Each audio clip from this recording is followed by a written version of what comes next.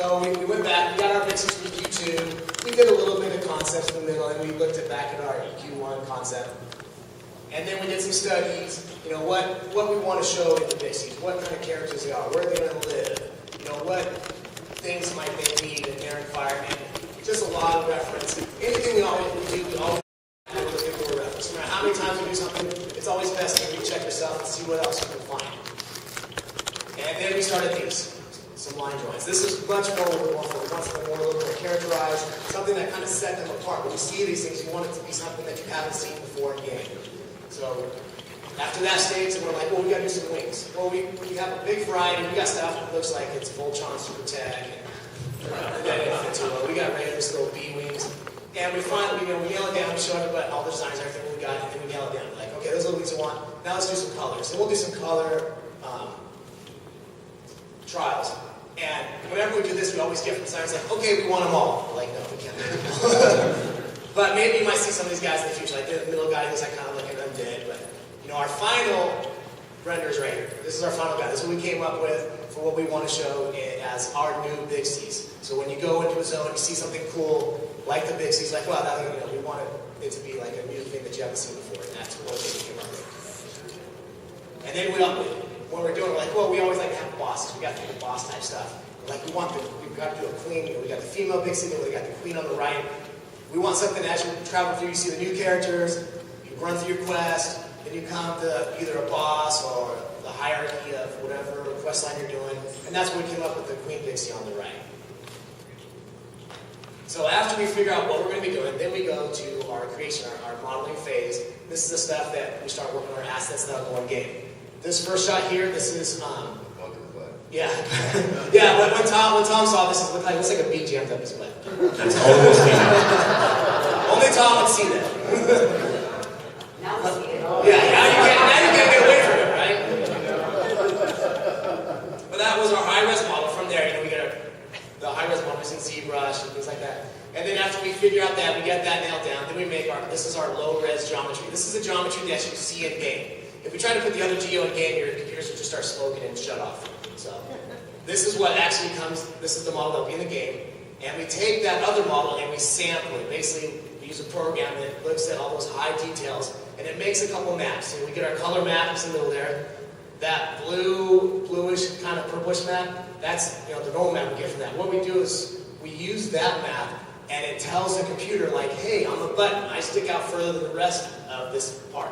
And then lighting will affect that area without having to make geo that's so taxing on the machine. So that's what that map does. That's how you get those high-res looking models without having the computer to remember where all those polygons and everything are. And then also, to keep our game running, we always have to make LODs. An LOD is just the level of detail that we change as the character gets away from you. So the closest character, we want the highest level of detail. So you take your camera, zoom around, look at his head, look at his face.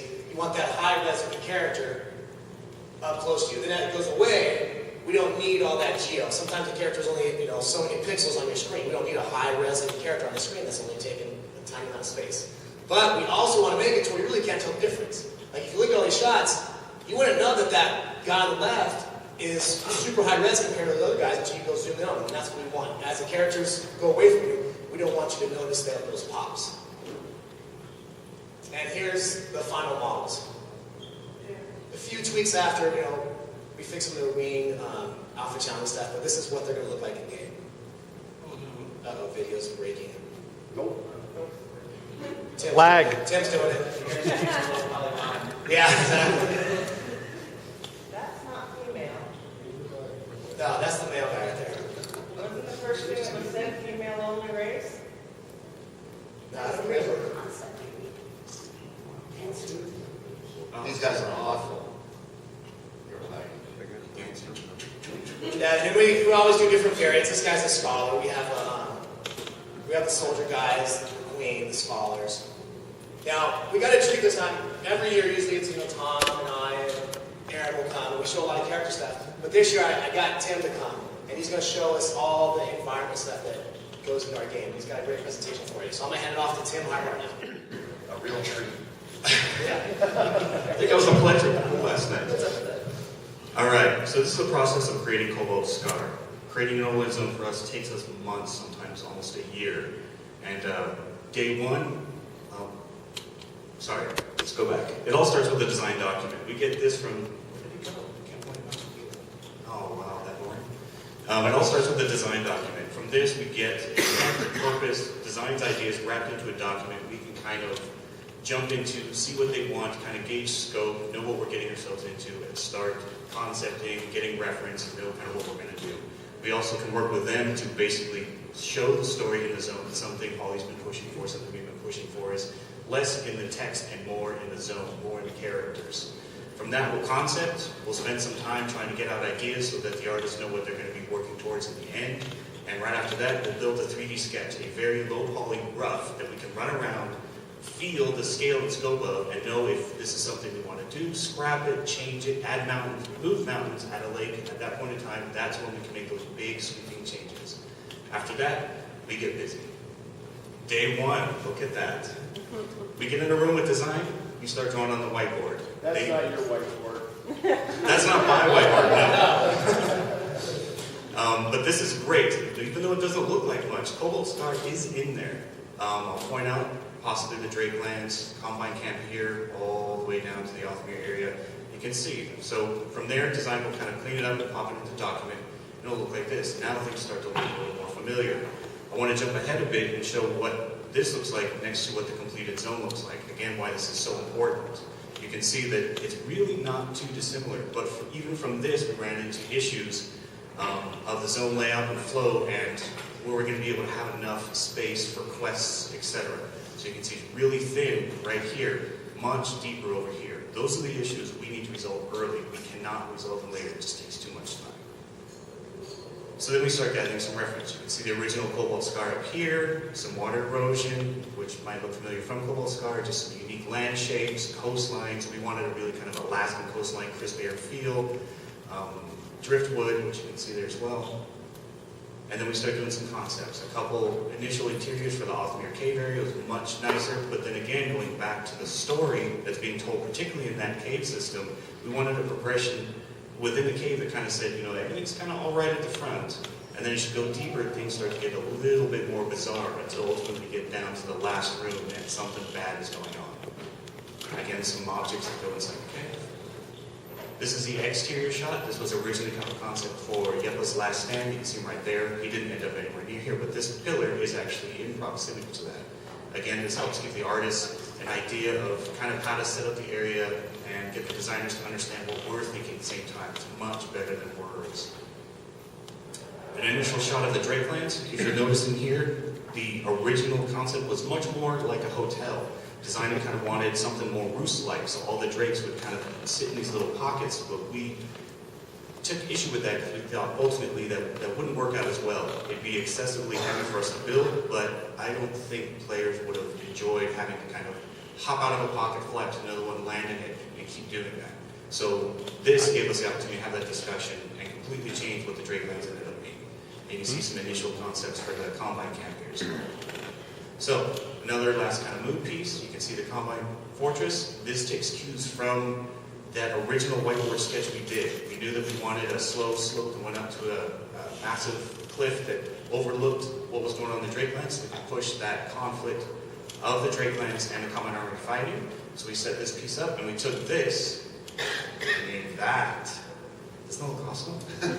So this is how we block out the zone initially. It looks obviously nothing like it does finished, but this is where we need to start. So we take about a week and just roughing big shapes.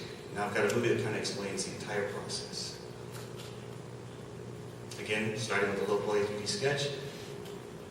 We're trying out some ideas. We had a different idea of what we thought the Haohmaru area might look like. Even the Drakelands initially with the hotel-type atmosphere. It just didn't work. This is the original Haohmaru area. You can see that we thought maybe their dwelling should be much more kind of stalagmites. But again, same issue, walking up to these little alcoves wouldn't be fun. And it was also much too detached from what we set up the Haohmaru's habitats like in Valles. So we scrapped it. Starting to work on the coastline. We're starting to do some objects, they should look familiar.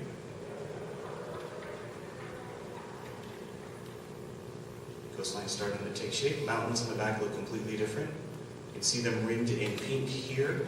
We got pretty far in, at least stylistically, what we wanted to do. You can see that they're nice and snow-capped. Again, something we drew from the original Cobalt Scar. But then we immediately flew around, because we wanted it to be a flyable zone, and realized we were making a bad choice. This zone neighbored withered land, so it didn't make as much sense to be snow-capped. Plus, Bay Lakes had a lot of snow, so we simply didn't want to do snow again. And these types of shapes are just bad for flying. We cannot convey to you, the player, where you're not allowed to fly easily. So again, we scrapped it. We went back and started building new shapes, bringing in that water erosion that we saw in the reference earlier, starting to build that much more organic outer wall, getting in the zone quick to know if we made the right choice. We realized we did and started pushing forward. And from that point, you're going to see stuff start to take shape pretty quick. Meanwhile, people were working on the combine object set. Camp's already starting to look significantly better than that first shot. Even rough object placement. Coastline's looking better.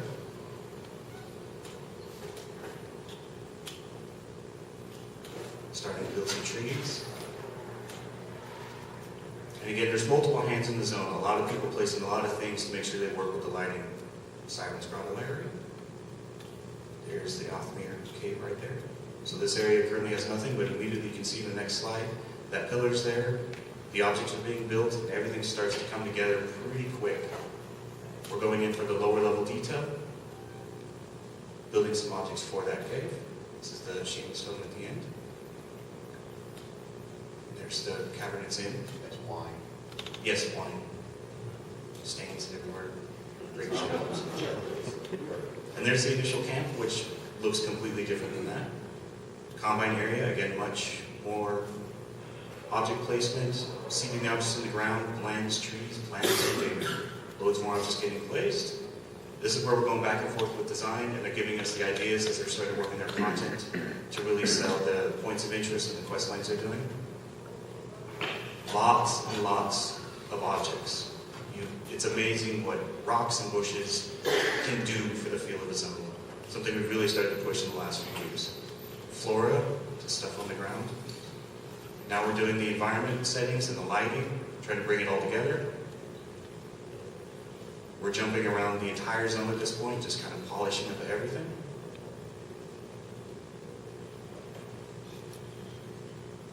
That's a process from getting from this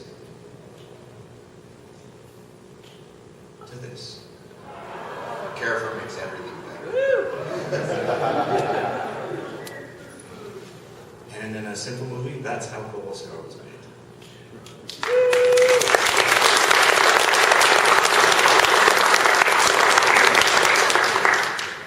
And now for the environments of our expansion.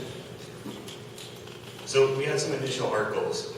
We wanted Vesper Isles to continue the Ethanir theme, but still be different. How can we have it visually? Well, again, we get in a room with design, we start talking, they give us some ideas that they want to explore. Dragons was the main thing, as you heard, so that fostered a lot of ideas. We went back and said, all right, well, we can do this, this, this, and that. What do you guys think? I said, hell yeah, that's awesome. So we start. The other great thing, we have a diverse set of dungeons. I was asked a couple questions about this earlier, and this is great for us as artists. There are no direct connections to Normath. They're all within the Ethanir. That means that we can have hugely distinct dungeon themes that you can get to without having exterior context. This allows us to kind of not have to sell why we'll say Heike would have been next to a Shizar dungeon. We don't need to do that. So this is fun for us because we don't have to worry about that continuity. And it also gives the impression that you're traveling really far wide in, who knows, time, space, who knows, threads. Vesper Isles. So there's a lot of notable dragons here. We had to get reacquainted with them, look at them, realize maybe we wanted to update a couple of them, and just kind of, find a home for every single one of them throughout the zone. Dragons fly, so obviously we wanted there to be a heavy flight aspect. And we didn't want them to just drop these notable dragons on the ground. When we found out how they might be used, it's almost a disservice to do that.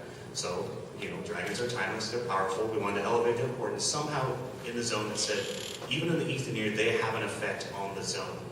Covic had influence in Heydelaar, why can't that happen here as well, if not more so? So each dragon's palette influences the isle they're on within Vesper Isles. You may have seen. Please don't choke. So this is the Vesper Isles. This is the entrance to the Nexus here. And this is where Yellowneck resides. So one of the isles is much more cherry blossom in feel. If you look at his whitish skin, it's much more wise. The trees almost have a soft kind of bonsai type shape. Again, loads of plants, something we established in East New York already is a kind of hyper lush environment.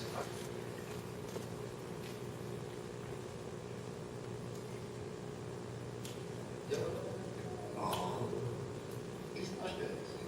It'll look a little different by the time we're done, but again, this is earlier, and we're still working on all of this. And the nice thing about setting it up on an aisle basis is, again, we can have that immediate jump between these palettes. We didn't have to worry about dithering between them. We could just have an abrupt change. It looks really cool. You might be able to see in the back some low-hanging vines, and it might be Woshi's area. Just have a thought. High key. Now for the dungeons. It's a fraction of high past hold. That's all I'm saying for now.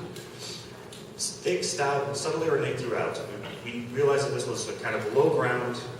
Designer really wanted to feel kind of opulent, wealthy. So we wanted some nice shapes, but we wanted to still convey that fort atmosphere. We didn't want it to feel like an opulent Mizmor or something kind of, burdened with gold, but some places you could stay safe and have a good time. We wanted visual identity for each floor. I think there's 4 or 5 floors, and we wanted you to go, as you're progressing down, to know exactly what floor you're on at any time, because that floor is its own theme. And there's goblin chaos throughout. They told us basically it was a house party, so that's what we went for. This necessitated a lot of object support for this dungeon, because it's going to tell us the story in the walls, the story that the walls and floors cannot. You can't say there's a house party with a 4th wall. We get destroyed a little bit, that still doesn't fit. So there's tons of toppled furniture, bountiful feasts going on, regal bedrooms, etc. A little bit of the process how we got there. In the upper right, you can see how the dungeon started. Again, a 3D sketch. We need to nail our scale, our flow, our size. Is the room layout wrong? We have 2 food rooms, can design, work their ideas into what we have time to give them. Then we do a couple simple concepts, get some columns going here. You can just see the progression to the finished product, which becomes kind of a stylistic guideline for a lot of its own. A ton of the objects. Subtle things like having the drawers open just, again, help sell that the goblins have gone through a lot of this stuff, pulled out things they wanted. More objects, again, the Grand Feast area, just shot up some of the trim work in the zone. The lower Grand Hall. I think that. Love the theater up there. You can see the toppled furniture. When you see the NPCs, the goblins and the NPCs fighting here, it's really cool. Food fight all the way. Oh yeah. Again, it's not ritzy, it's regal. It is a keep. There's the books that were mentioned.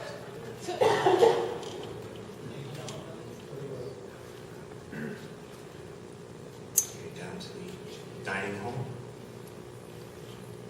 Getting even in the storeroom, so it's kind of like the gremlins were down here. Everything's pushed over. Food fight for sure. Oh, look this. And that's hiking. The Nexus. So this is access within only the Vesper Isles. It has a strong purpose and a strong function. We needed to convey that. That was far and away the most important thing design said. This zone has a purpose. So like, all right, you got it. Technology, magic, be careful of sci-fi. To us, we had to make something that said, you've never seen it before. What goes on here? Something powerful happens here, but don't make it feel sci-fi. It's not within our universe. It was originally more erudite in nature. We visited the idea of the Nexus kind of before internally, didn't like the direction it was going, and when we revisited the story and how we wanted to convey the Nexus, it didn't fit at all, which I'll show in a second. And again, it has a completely unique style, unlike anything in EverQuest II for a reason. So this was round 1. Again, you can see the erudite symbolism. The shapes are kind of more knife-like. It was supposed to be, something in the center powering this entire thing. It felt a little too techy, a little too Star Warsy. So we went back to the drawing board. We came up And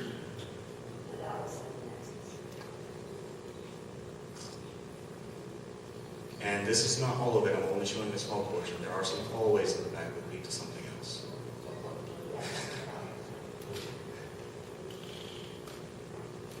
That boss here still waiting.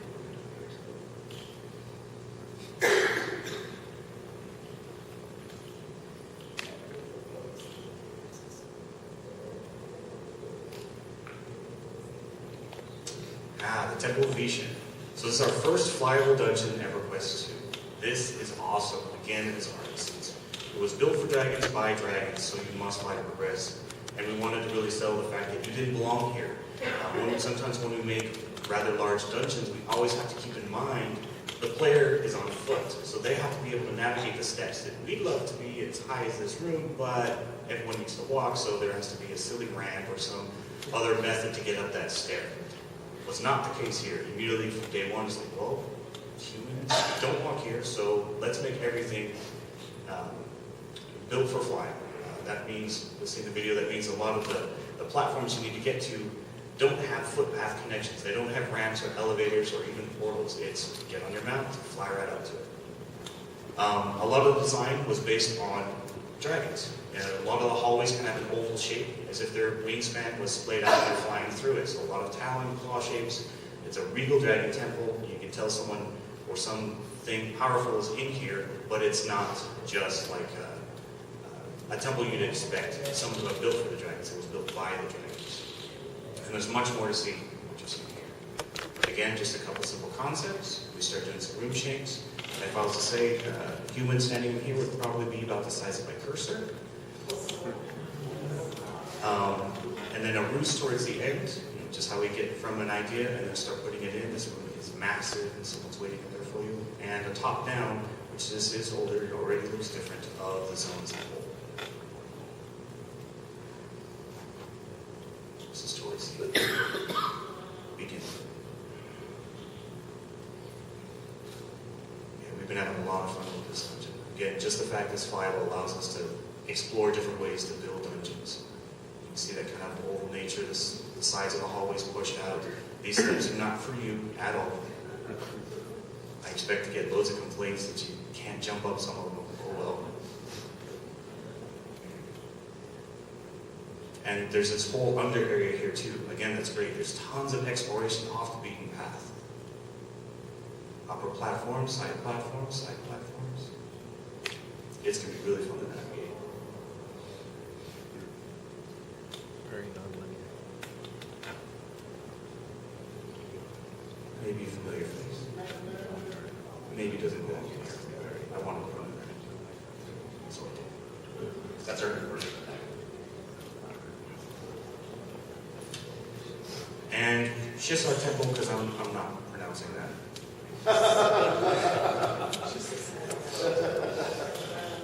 You know they name stuff? They just smash the keyboard and put it on the They all put an apostrophe in the middle of That makes it miraculous. So again, this is a continuation of the Heydelaar theme that we kind of touched on in Wormbones and Deep Chelsea. The whole zone was kind of built around the terracotta army type feel. The Heydelaar statuary are all along the walls, kind of standing the test of time. Really hard not to give away. The entire zone has a purpose. You'll see that as you explore the zone. Each floor has a function, and I'll get shot if I say it. So just look at your stuff. You'll find out. Again, you can see the balconies on the outer wall. Those are all little Heydelaar. Perhaps a treasure room.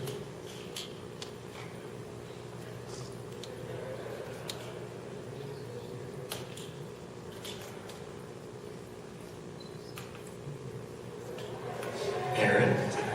She isn't quite right.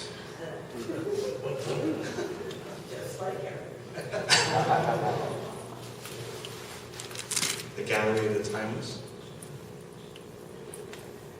And yes, all of these objects have already been converted, so design can put them up to give away. A golem, Heydelaar golem.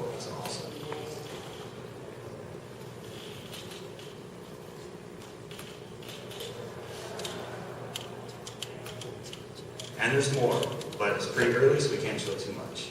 The Shissar Stratum, Heydelaar Depths, which is a continuation of Nike, and the Big Sea Hive.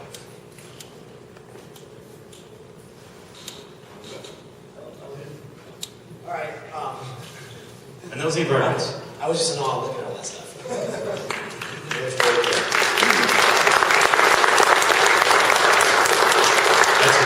Kudos to the team back home. Take no credit for anything. All right, well, we wanted to show you the process of how we make things, make characters, make environments. Now we're going to show you some of the stuff that we've done over this past year. First, we'll show you some concepts here. These were done by Aaron. If you want to talk about it. Oh, all right. So I got this request. I was like, okay, this has to do with Hydra. Make a helm. I was like, okay, well, what do you want? Well, it's a Hydra helm. Go for it. I was like, okay, great. So, concept. So, these are the guys that I came up with. The first one, of course, is they didn't quite like it so much. It was too fishy. The second one is a little too sci-fi, a little too Gundam. So, okay, so what next? So I got the third one out, and except for the spike on the forehead, that's pretty much it. Turned out great. Some more of Aaron's concepts. He's kind of our tinkered steampunk guy. Whenever any of those requests come up, I'm like, hey, Aaron, this is you. Jetpacks. Yeah, jump packs. Jump. Not jetpacks, jump packs. Steam packs. Steam packs. Here's some of the new level 85 armor that Aaron did for us. That is, I believe, Bruiser. Yep, Bruiser. Love that set. Casters. That's the normal hood.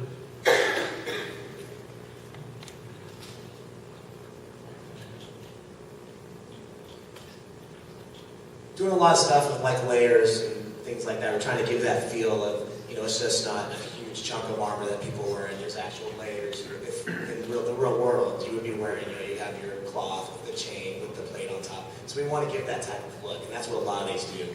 Even though these guys can't be casters, why can't they have some plates and stuff somewhere? These guys are level 85. They're going to be pretty tough and able to If you're standing toe-to-toe with dragons and gods, you're probably not out there in linens. Yeah. So, We always got to bring a Tongan for Tom.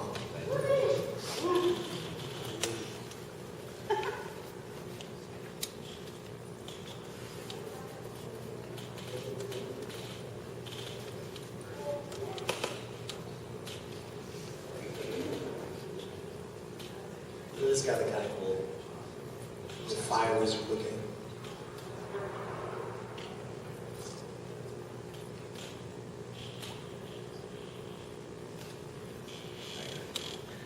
Here's some of the weapons. These were inspired by the elephants that we did. Going down in Siren's Grotto. Some of the weapons Aaron has done for us. I think the one left is Siren's Grotto. It's awesome.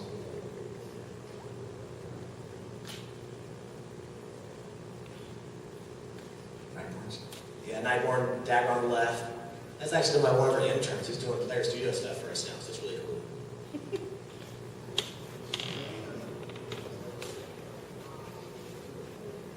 These are some weapons we did them, and then we.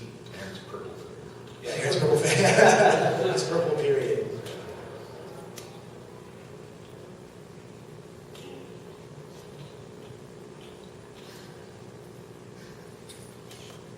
Now, Aaron did the helmet for the Hydra. Well, the artist who did the Hydra, Chris Atkins, he wasn't able to make it this time. He came last year. But these are some of the concepts he did, working on different heads for the Hydra. We wanted to do something we hadn't done before with the character. Tom wanted to animate something where you can chop off heads and other heads grow out. As far as from an animation perspective, that was a new task that Tom was going to tackle and wanted to take care of. So these are the concepts for the Hydra head. So I had to work pretty closely with Carlos. We had to figure out that one head is one-hand combat. That's two-hand combat. And I went up to that's a crush. And so Carlos was switching out different weapon states to make the heads disappear and appear. I saw that movie with Percy Jackson. I said, hey, why don't we try something like that? And You'd be a great. lot of fun. That's my dog, Daisy's run. She walks just like that. I want that as a mount. 5 months ahead.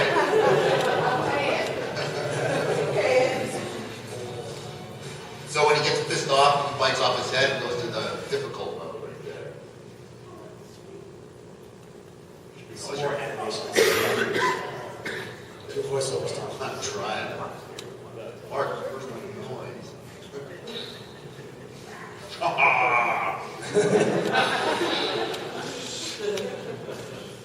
can have that. All inspired by Little Peter. Where are you gonna find the go-home trophy of that guy? What a gigantic room.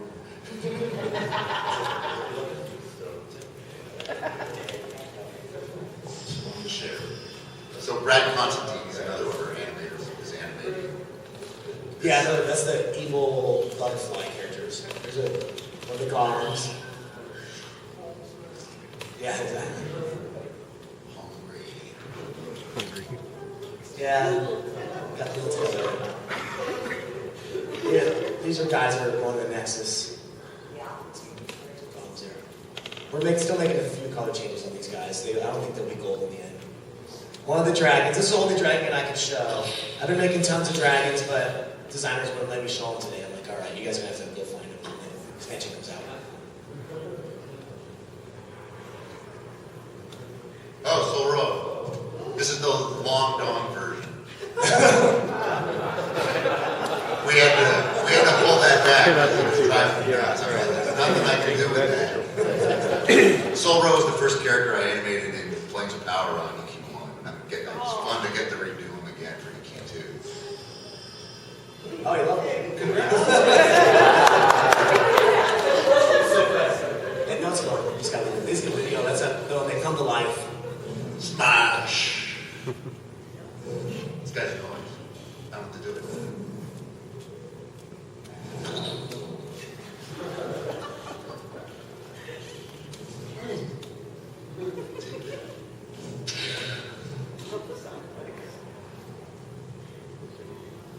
So you guys fly around some library. You don't return the books.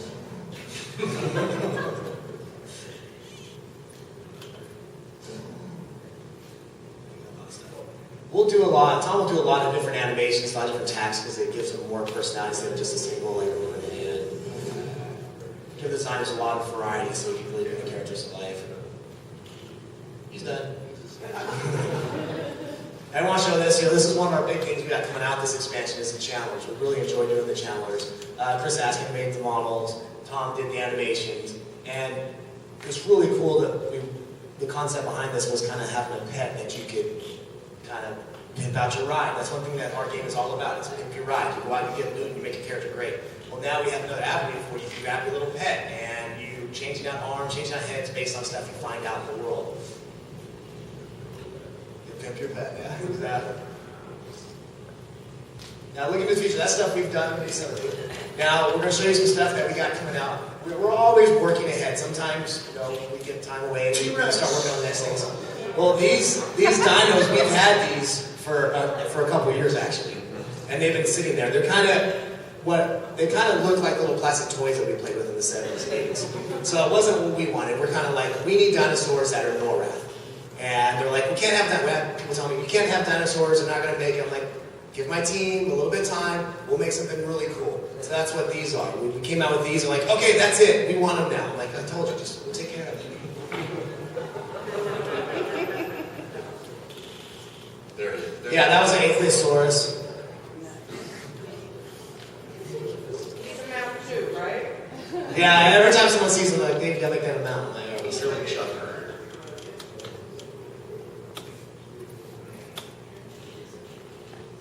There's a lizardkin.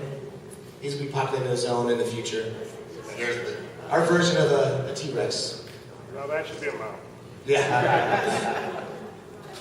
Built from the same skeleton as the original.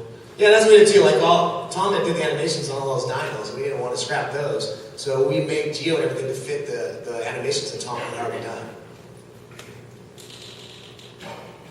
You cranked that out in like a day, right? Well, the first time I actually did it at home, I was sick, so that first time we showed, I did that at my house. Like, we always like working on our stuff. We really enjoy it. Something else we got coming out. This thing's pretty cool. I'm not sure how this guy made it past that. He kind of reviewed it. Yeah, this guy went through a lot of revisions. The idea was some kind of like spider bear. At first it was half a bear stuck in half a spider, but that wasn't kind of it. But this creature came out really cool. Spider.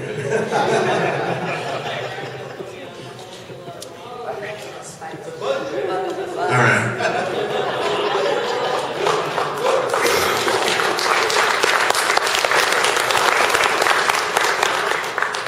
So that was the characters that we're kind of working on for the future. And I want to show a little bit of the environments we're working on for the future. This is something no one's seen before. We've talked about it a little bit, but I want to give a sneak peek. Keep in mind this is early, this is not finished. This is actually a lot of test stuff, but it does give you an idea of how we're trying to make sure we can deliver the content you guys want faster and better. Hit go play.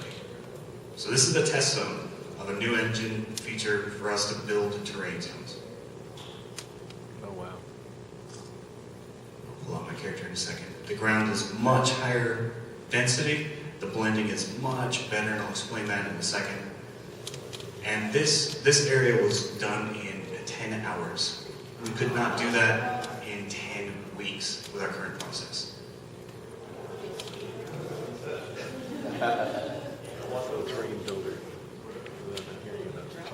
This is our engine. Our That's engine how still we looks can, good. we can make the zones faster. Now we'll have to design a tool for designers to fill it, right? This is a test zone, that's why you're going to see unfinished edges and everything else, but it gives us an idea of how we can start to work with the coders to get something that really brings our ideas to life in different ways. You can see the erosion on the back, much bigger mountains with paths carved in the side, which we don't do too much of because sometimes it looks not so great, but here it looks much better. And the scale, you can see the scale is pretty big. And there's kind of a lay of the land. When do we get to hide our flying mounts? Here's another zone. Again, taking kind of what we've done in the previous test zone and trying something new. Again, the purpose of early development is to come up with ideas, try the ideas, iterate on the ideas, see what works, what doesn't, and give code a massive list of please fix your shit.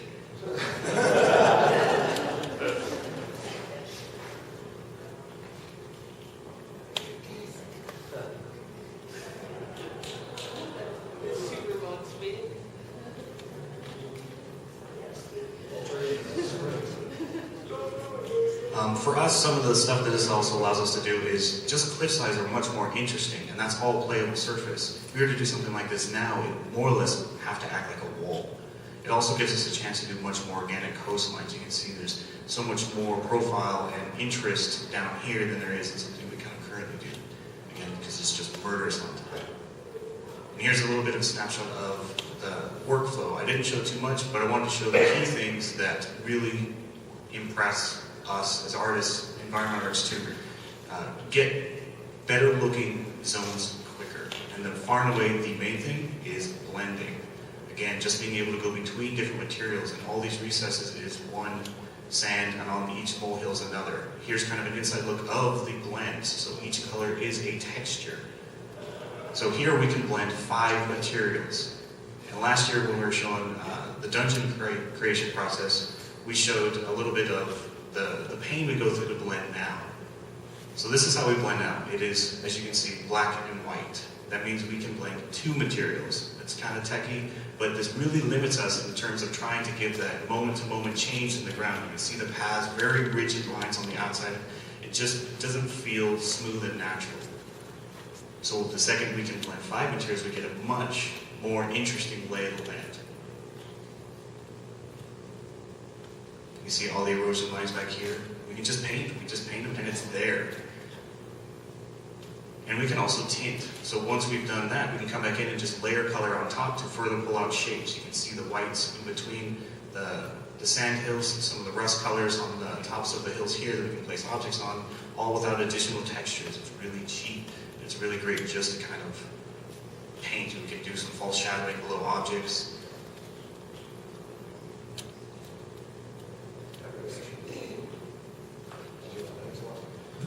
Just having a tool like this makes the craft of the zone so much easier. So now you can spend so much more time crafting actual visual, the visual interest to the zone. Little things that, I mean, like camp areas, you can make look so much better. And now you can actually take the time to do it. It also gives us an opportunity, like if design decides for a GU they want to have a little bit of a fort to all of a sudden take over the top of this mountain. Right now, we want to pull our hair out because it's a lot of time. We know they want it and they have a good reason behind it, but it's very difficult for us to rapidly iterate any given area. Like I mentioned earlier, once we kind of get beyond that 3D sketch and really sink our teeth into the zone, it's murderous to change. But something like this, even the quality you see here, is not something you see that we're doing currently. Again, with blends and just be able to do more with texture and less with geometry has already increased the quality of the zone work.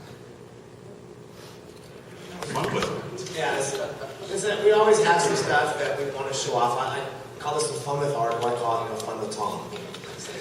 He always has stuff he wants to show, so.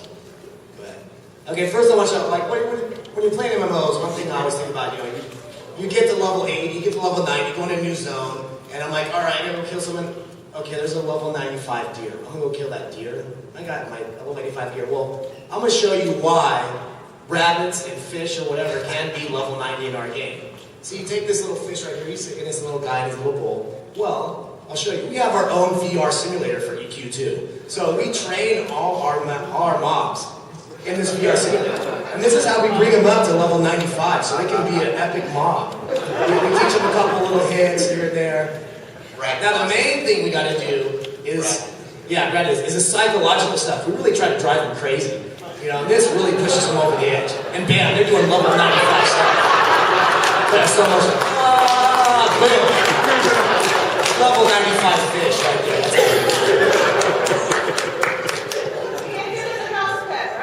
Yeah. Yes, you do. Yeah, that was actually modeled by Aaron. Aaron did that fish too. It was animated by Brad and Aaron did the model. It was so much fun to make. Just like, how far can I push this guy and still keep him kind of going around? So I started animating character 2 years ago.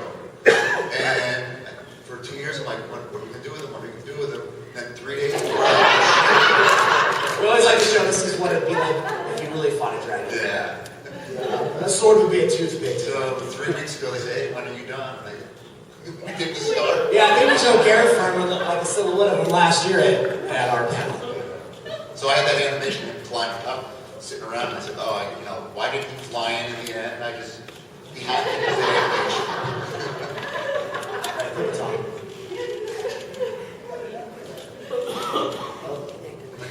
You need gym skills. That's why it's hard.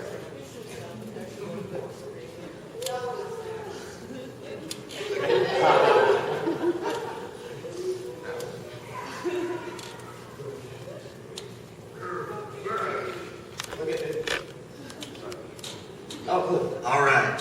So, I know way too much about the zones, more than anyone else should. I see them in this kind of context all the time, and a snapshot at once as I'm going through every single zone, look for what we need to fix or make it look better or add.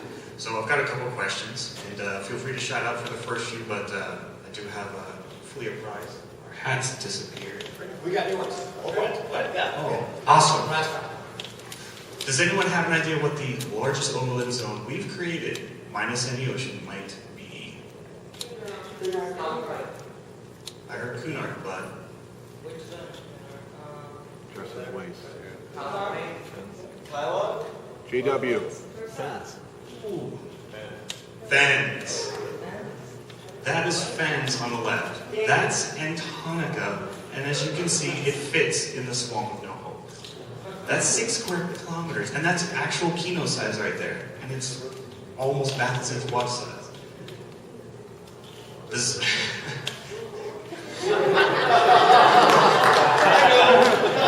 That's right. So, in a couple webcasts I've done over the years, there's one zone I want to destroy. And I don't think anyone's gonna remember what zone it is, but can anyone guess? No? The Isle of Refuge? This is great to see which zone you guys hate. Come on. Zach. From an artistic standpoint. Oh, lobster. Oh, Obelisk of Lost Souls. wow. Thundering Steps. Not from a gameplay standpoint, but if you look at it, yeah. Again, remember what we showed in the video, kind of looking to the future and blending. This is a prime example of, this is what we were limited to back in the day. Very tight, almost golf course, you know, I mean, this is mini golf right here. So, New gameplay feature. yeah, Mini golf, you can do. boom, now it's better. That's all there is to it, ship it. And about how many dungeons, overlands, homes, etc. are there in EG2? Well, there's We're not that good. zones. 42. Are we counting housing? Yes. All houses. Oh, not Too many. too many. Okay. There's over 400 zones and over 750 content variations of them. So sometimes a zone will get used in multiple ways. So that, I mean, this is 400 of Tenebrous Tangles and Wormbones and Eidolons and Otises that we've built over time. I could probably name most of them. And contest time. Don't shout out, raise your hand. What's the largest dungeon we've ever built? And will the Temple of Vision best it? It's kale. Jeez. It is Kale. Come on. Oh, what? He's got a minion. Doesn't work. It's a rare. So for fun, I recorded this video. So obviously you know the entrance to Kale. Home of the Kromzig, Storm Giants. And I put this together because we didn't really realize how big we built it. But we certainly remember the complaints again of can't get up steps. We just knew that it was a Storm Giant city. It better feel like it. So I put Kale inside Velius. You can see it there from back here. We're going to get a little closer. Really illustrates the size of it. We were rather shocked. We didn't think it was that big. So let's take a quick tour. Mad navigation skills.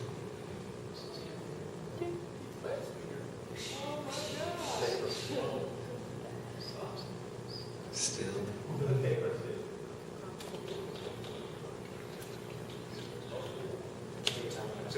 Yeah.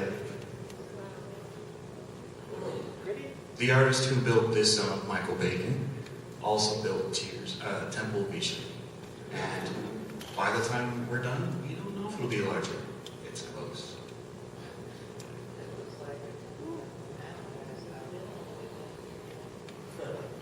So there's Kale, but where do we end up? Ice clad. So when you're inside that, you don't really understand that you're traveling over 2 overland zones to get to the end. And that's how they stack up. It is an expansion.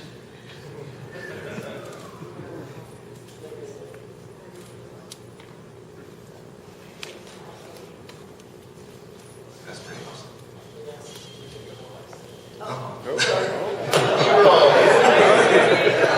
Tom wants to show us he doesn't work all day. This is what I look at all day long. Aim that button. Yelling at it. Oh, there's sound. There's a line button. Soul Road.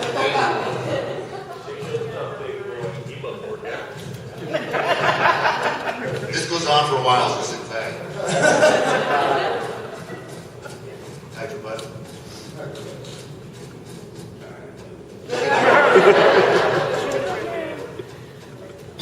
He had a hard time walking.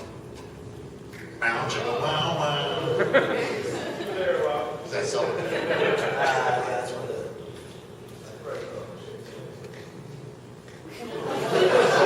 Hold for it.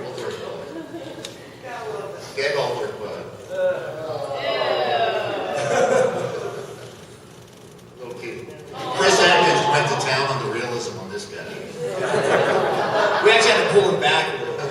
I'm like, oh, dude, you can't do that. There he is. There's my baby. Needs to be a mouth. And this is how it started. Tom animated this. He's like, oh, I gotta do other butts. I'm like, okay. There we end with her. All right, that's it. Those cheeks are moving good. So this is how I started animating the meat. We're using the old model, and I just and when I started animating though, and I put it to music, that's when I started really falling in love with this character. This is actually all the music Tom listens to while he's animating. It's just,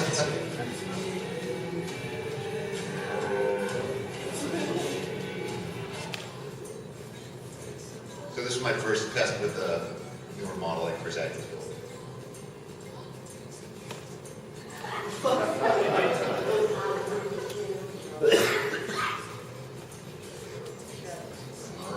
One more.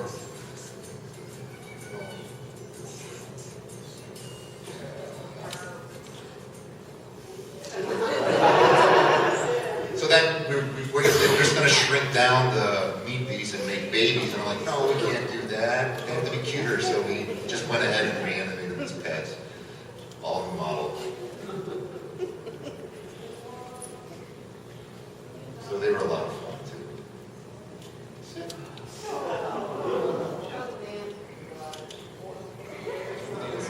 there it is.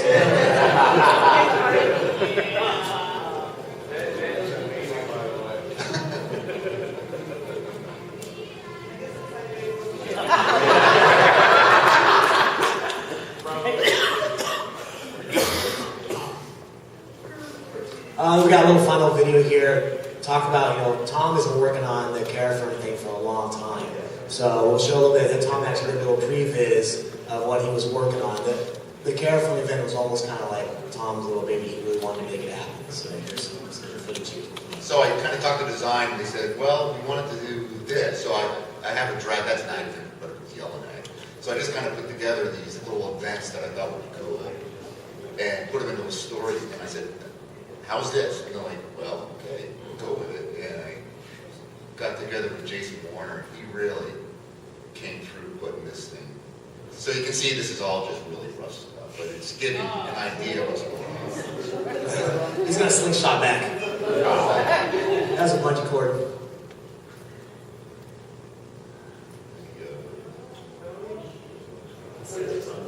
Yeah, with doing stuff like this, it's different than the usual animations Tom does, because he has to animate to the zone. So you can see that point in the middle there.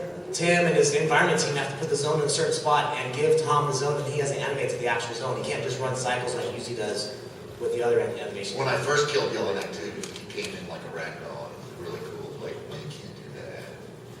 Those are yelling at me redid. If he's gonna show up big, we gotta give him a new model. Here it is.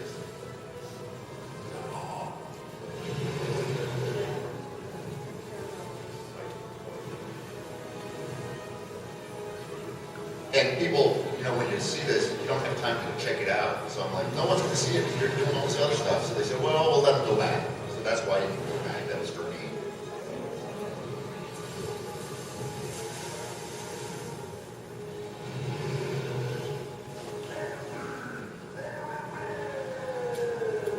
And Mark McBride did all the sound. Really brought the whole zone